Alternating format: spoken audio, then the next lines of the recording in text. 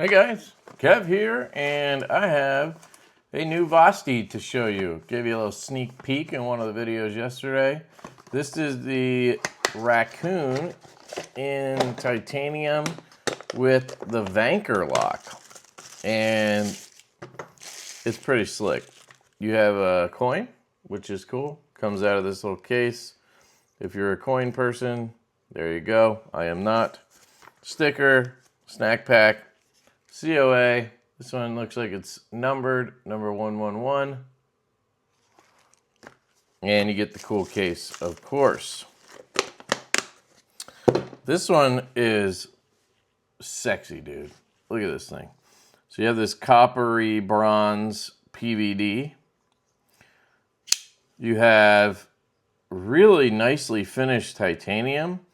I guess it's a bead blast, but I mean, it looks darker than that, but it doesn't look like a dark blast. I know that's a weird thing to say, but if I compare it, like here is a Divo prototype. This is bead blasted. Now this is from Kubi, but still, you can see a substantial difference, right? And then, do I have something dark blasted? Is this? No, this is black. Gotta have something around these parts here. Something around these parts. No, this is acid stonewash. Oh, come on, dude. Do I not have anything? Yeah, I don't know. I might not have anything on hand. But it doesn't quite look like a dark blast either. The dark blast usually looks more flat. So this is just really sexy, whatever it is. Maybe it's a glass blast. I don't know. But it'd be nice. It'd be nice. Really nice big thumb studs, which are cool. And then you have that Vanker lock. So you push this button and the blade comes down, obviously. And that's how you operate it. You have a front flipper there. And there is a detent, which I really like. So it has a true detent in there. There's like a tab that is in there. And when it closes, that tab pushes in like this. And the magnet, there's actually a magnet in there, I believe, gets pushed back. And that's how the button operates. So there's not actually a spring in here, I don't believe. There is, I guess in a sense there is, because it's like a liner tab, like a spring lock, like a frame lock kind of, if you know what I mean. How a frame lock operates. It's they call that a, what do they call that? Not a coil. I don't know, what are you, a bar? A spring bar? I don't know. But it's not. When I say there's no spring in there, I mean like there's no coil spring in there. Compression spring. There's no compression spring in there that, you know, makes noises or makes your detent feel mushy or whatever, like on a plunge lock or on most of these pivot locks, they have a coil spring or, sorry, compression spring under there. And that's what gives it the tension. This is not like that. So anyway, there's a real detent is what I was trying to point out. So it feels really good on the deployment. See, left-handed, sometimes these pivot locks are not the best. I was on the button, I flicked it, and then it locked and then quickly unlocked. So I have to make sure my finger's off the button, and then I can do the reverse flick. Very nice on the ergonomics. Now, as a lefty, I don't think I would accidentally push that button. I mean, even if you push it to flush, I guess it's close, but you have to pass that flush point to get it to break. And I don't know if I would do that on accident. But this is kind of, I guess it's not just for righties because they have a filler tab, which I appreciate. Thank you, Vosteed, for doing that. Looks like we have T8s all around as well. No. The little screws here for the Vanker lock are T6. So you're going to have T8, I believe. Yep. T8 on the clip screws. T8 on the body screws. No screws on the thumb studs. So those are, you know, just threaded on. And then these are probably...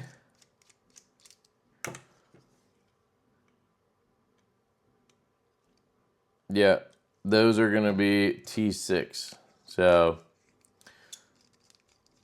there's that. But other than those, which, you know, they kind of have to be because they're so small or whatever, I think that's nice that they have T8s. Really nice flat up here for a choil. Feels really good. I would love some Vox jimping, but, you know, don't have to have it. Very comfortable in the hand. The Raccoon has always been a very comfortable knife. Good action, nice and fidgety. We do have a front flipper. Trying to see if I can get the hang of that. It's kind of close to the frame. Probably easier if you do it right-handed with the clip or if I reversed it.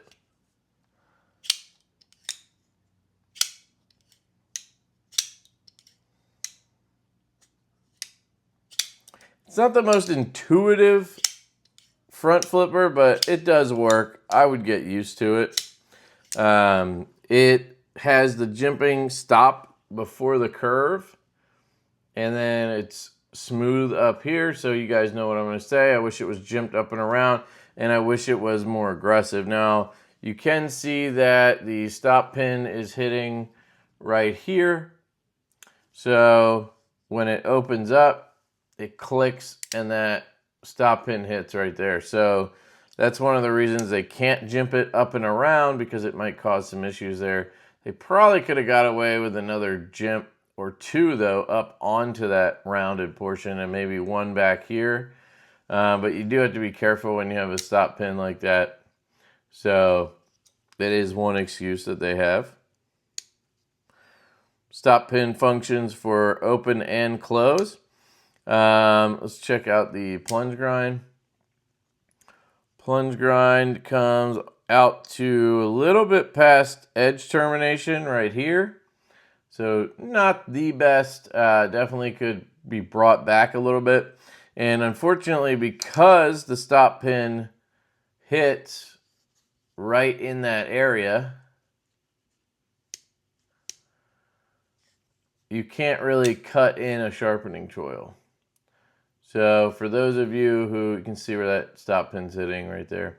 For those of you who really care about that, well, there you go. Look at the milling, dude. Gorgeous milling. I love the line milling. Showed you this knife earlier. That line milling pattern is, you know, just a classic. I really like it. And the bronze on there looks really good, or copper, PVD, whatever they're going to call it. M390.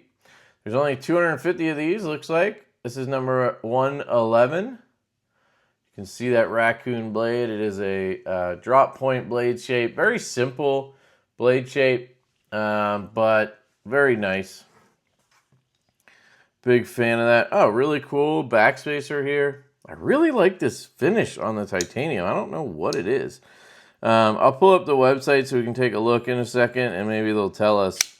But I'm assuming it's some kind of a glass blast or something. I mean, it can't be an anodizing color, I don't think. But it's almost like a gray. It's really cool. Lanyard slot back here. Really cool details on this knife. Backspacer, lanyard slot, clip. They all just look cool. Like they took this knife to another level. You have a little bit of a cut right here. That looks cool as well. Test out the clip. Works really well, no problems. Went in the pocket and out of the pocket, no problem. I do have thinner pants, so keep that in mind. Really nice to thumb flick this one.